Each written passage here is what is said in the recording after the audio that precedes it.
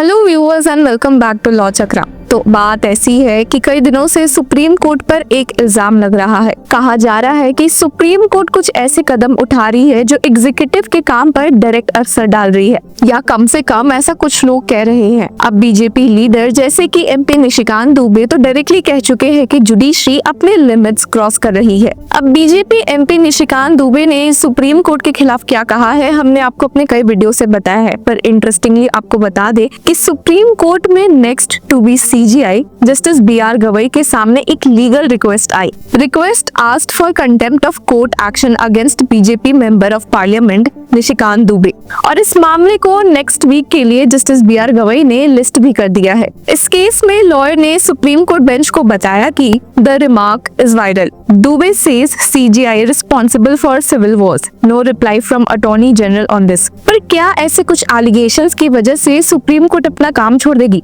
बिल्कुल भी नहीं। ये एक्सेप्ट करते हुए कि उनके खिलाफ ऐसी बातें बोली जा रही है, सुप्रीम कोर्ट ने क्लियर किया है कि वे रूल ऑफ लॉ को प्रोटेक्ट करेंगे। रिसेंट 2 केसेस ने ये इंटरेस्टिंग बात भी नोट की है, तो देखते हैं कि ये दोनों केसेस क्या है और सुप्रीम कोर्ट का स्ट्रिक्ट स्टैंड क्या रहा है। पहले केस पर आए तो साल 2013 में आंध्र प्रदेश हाईकोर्ट ने एक स्ट्रिक्ट ऑर्डर दिया था। उन्होंने कहा था कि हैदराबाद के स्लम्स को मत तोड़ना, लेकिन एक स्टेट ऑफिसर ने न सिर्फ इस ऑर्डर को वायलेट किया बल्कि 80 पुलिस ऑफिसर्स को लेकर स्लम्स भी तोड़ दिए। जब ये मामला सुप्रीम कोर्ट बेंच आया तो जस्टिस बीआर गवई ने बहुत ही तीखे शब्द इस्तेमाल किए हैं इस ऑफिशियल के खिलाफ। Does the Andhra official consider himself above the High Court? No concession for those who do not respect the law। यानी कि सुप्रीम कोर्ट ने साफ साफ कहा है कि क्या इस केस में ऑफिशियल को ये लगता है कि वे हाई कोर्ट के ऊपर है। अब आपको बता दे कि इस केस में ऑफिसर ने जेल से निकलने की गुहार की है। उनके ऊपर कंटेम्प्ट ऑफ कोर्ट का चार्ज लगा है, जिसकी वजह से वे जेल में हैं और इसी चार्ज के खिलाफ रिलीफ मांगते हुए सुप्रीम कोर्ट आ पहुंचे हैं।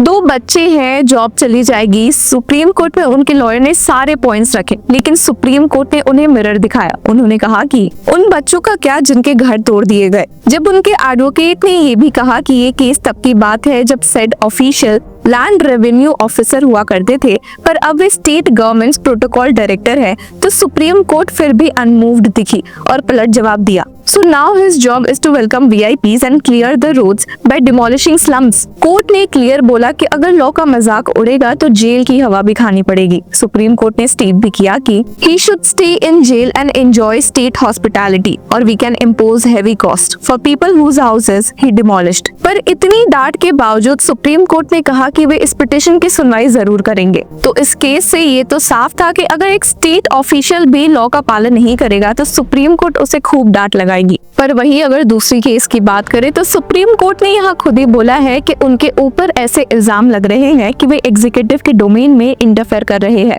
इस केस में एक पब्लिक इंटरेस्ट लिटिगेशन फाइल हुई थी नेटफ्लिक्स, अमेज़न प्राइम जैसे OTT प्लेटफॉर्म्स के खिलाफ, जिसमें ऑब्सीन कंटेंट को रेगुलेट करने की डिमांड थी। पिटिशनर्स की ओर से मौजूद एडवोकेट विष्णु शंकर जी ने कहा कि ये कंटेंट सबके लिए एक्सेसिबल है बिना किसी रिस्ट्रिक्शन के, जो कि पब्लिक मोरालिटी पर एक गलत असर डालता है। लेकिन जब ये मैटर सुप्रीम कोर्ट में जस्टिस बीआर गवई और AG मशी की बेंच के सामने आया तो उन्होंने साफ साफ कह दिया कि इसमें हम क्या कर सकते हैं। The bench stated that how can we, it's in policy domain, it's for union to frame regulations, as it is we are criticized that we are interfering with the executive functions, legislative functions। हालांकि ये सुनने के बाद advocate Vishnu Shankar ji ने supreme court bench को समझाया कि ये काफी सीरियस इशू है और इस मामले में वे कोर्ट को जरूर कन्विंस कर सकते हैं। ये सुनने के बाद the bench asked him to serve a copy of the petition on the union, लेकिन फिर भी स्माइल करते हुए जस्टिस बीआर गवई ने स्टेट किया कि we will dismiss it on the next date after hearing. तो कहीं ना कहीं मैसेज क्लियर था, जुडिशियल ओवररीच नहीं, जुडिशियल रिस्ट्रेन भी जरूरी है।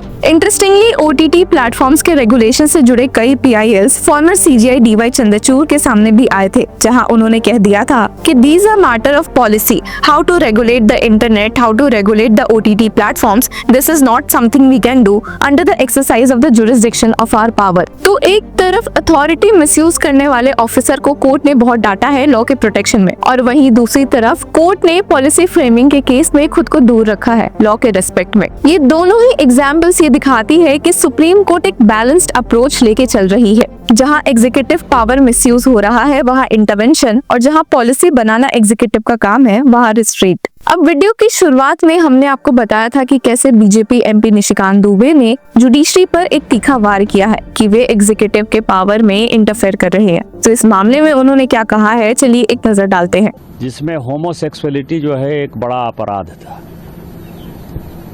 अभी ट्रंप एडमिनिस्ट्रेशन आया है, उसने क्या कहा है? उसने कहा है कि इस दुनिया में दो ही सेक्स है, या तो मेल है या तो फीमेल है। ट्रांसजेंडर की उसने बात नहीं कही, होमोसेक्सुअलिटी की बात नहीं कही। पूरी क्रिश्चियन कम्युनिटी हो, पूरी हिंदू कम्युनिटी हो, पूरी मुस्लिम कम्युनिटी हो, पूरी बुद्ध हो, जैन हो, सिख हो, सभी ये मानते हैं कि होमोसेक्सुअलिटी एक अपराध है। सुप्रीम कोर्ट ने वन फाइन मॉर्निंग कहा कि नहीं, ये केस हम एबॉलिश करते हैं, ये आर्टिकल एबॉलिश करते हैं। हमने आईटी एक्ट बनाया। आईटी एक्ट में सबसे ज़्यादा दुखी कौन है? महिलाएं हैं, महिलाओं के पौर्न आते हैं, बच्चे हैं, बच्चे के पौर्न आते हैं, उनकी सेक्सुअलिटी के बारे में जो है हंगामा होता है। एक दिन सुप्रीम कोर्ट खड़ा होता है, वो कहता है 66 से ख़त्म कर दिया हमने, आईटी एक्ट ख़त्म कर दिया।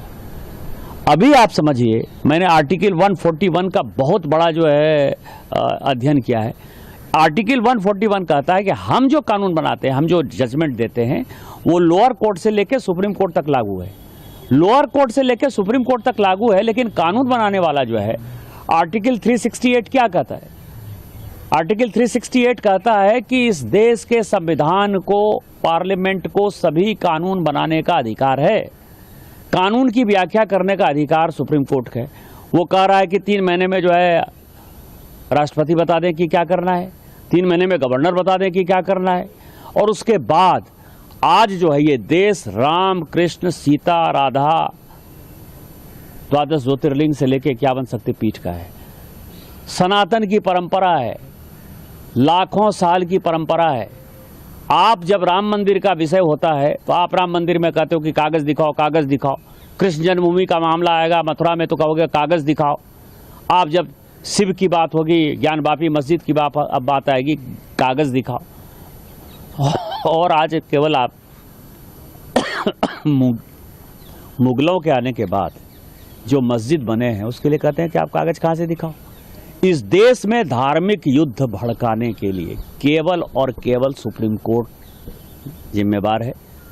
सुप्रीम कोर्ट का एकमात्र उद्देश्य है, show me the face will show you the law. Supreme court अपनी सीमा से बाहर जा रहा है। सुप्रीम कोर्ट की सीमा यह है कि भारत का संविधान जिस कानून को बनाया उस कानून की उसको व्याख्या करनी है, और यदि वो व्याख्या नहीं कर सकती है और सब कुछ के लिए सुप्रीम कोर्ट जाना है तो इस संसद का कोई मतलब नहीं है, विधानसभा का कोई मतलब नहीं है, उसको बंद कर देना चाहिए। उपराष्ट्रपति